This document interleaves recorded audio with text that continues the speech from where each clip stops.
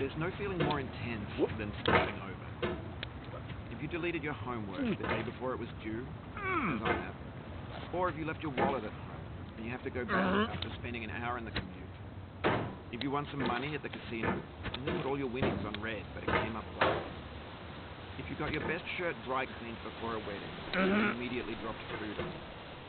If you won an argument with a friend and then later discovered that they just returned to their original view. Starting over is harder than starting up. If you're not ready for that, like if you've already had a bad day, then what you're about to go through might be too much. Feel free to go away and come back. I'll be here.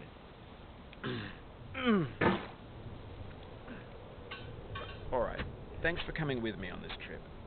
I'll understand if you have to take a break at any point. Just find a safe place to stop and quit the game. Don't worry, I'll save your progress, always, even your mistakes. This game is a homage to a free game that came out in 2002, titled Sexy Hiking. The author of that game was Jazuo, a mysterious Czech designer who was known at the time as the father of B games. And B games are rough assemblages of found objects. Designers slap them together very quickly and freely, and they're often too rough and unfriendly to gain much of a following. They're built more for the joy of building them than as polished products. In a certain way, Sexy Hiking is the perfect embodiment of a B game. It's built almost entirely out of found and recycled parts, and it's one of the most unusual and unfriendly games of its time. In it, your task is simply to drag yourself up a mountain with a hammer.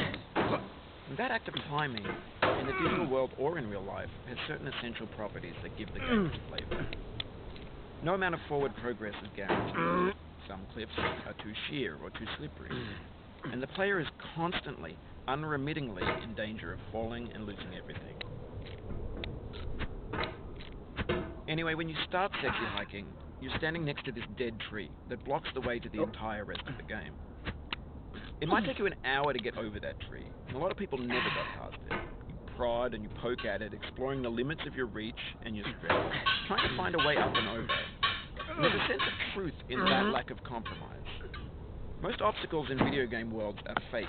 You can be completely confident in your ability to get through them once you have the correct method or the correct equipment or just by spending enough time. In that sense, every pixelated obstacle in Sexy Hiking is real. The obstacles in Sexy Hiking are unyielding, and that makes the game uniquely frustrating. But I'm not sure Jazuo intended to make a frustrating game. The frustration is just essential to the act of climbing, and it's authentic to the process of building a game about climbing. A funny thing happened to me as I was building this mountain. I'd have an idea for a new obstacle, and I'd build it, test it, and it would usually turn out to be unreasonably hard. But I couldn't bring myself to make it easier. It already felt like my inability to get past the new obstacle was my fault, as a player rather than as a builder. Imaginary mountains build themselves from our efforts to climb them, and it's our repeated attempts to reach the summit that turns those mountains into something real. When you're building a video game world, you're building with ideas, and that can be like working with quickset cement. You mold your ideas into a certain shape that can be played with, and in the process of playing with them, they begin to harden and set until they're immutable, like rock. And at that point, you can't change the world. Not without breaking it into pieces and starting fresh with new ideas. For years now, people have been predicting that games would soon be made out of prefabricated objects, bought in a store and assembled into a world. And for the most part, that hasn't happened, because the objects in the stores are trash. I don't mean they look bad or that they're badly made, although a lot of them are. I mean they're trash in the way that food becomes trash as soon as you put it in the sink. Things are made to be consumed and used in a certain context, and once the moment is gone, they transform into garbage. In the context of technology, those moments pass by in seconds. Over time, we've poured more and more refuse into this vast digital landfill that we call the internet. It now vastly outnumbers and outweighs the things that are fresh and untainted and unused.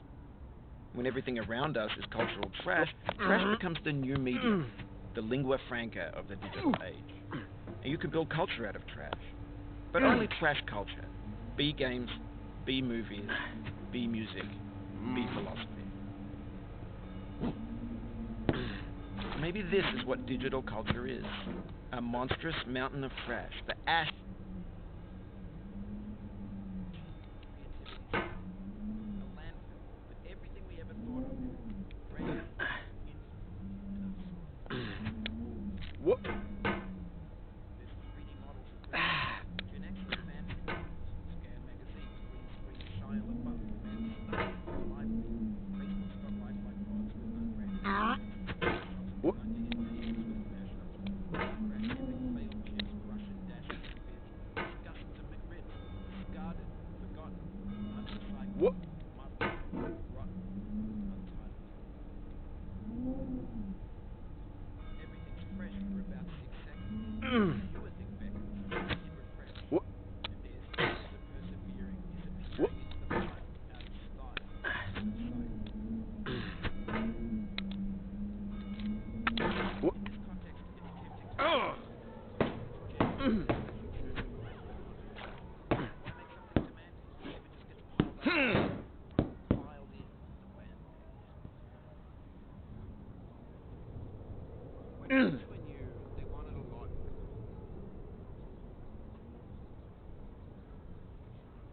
Daunting, taunting, delaying you. Players played stoically. Now everyone's turned off by that. They want to burn through it quick, fixes, tricks for the clicks of the vectors. That's reaction value. What?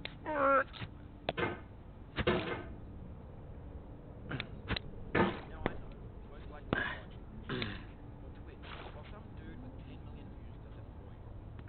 First being fed chewed-up food. That's culture too. But on the off chance you're playing this, what I'm saying is, trash is disposable, but maybe it doesn't have to be avoided. What's the feeling? Are you stressed? I guess you can. Feeling frustrated. Smarmy. Sweet juicy. Locked inside a bit of me. That's not how I feel about reality. I have to admit it.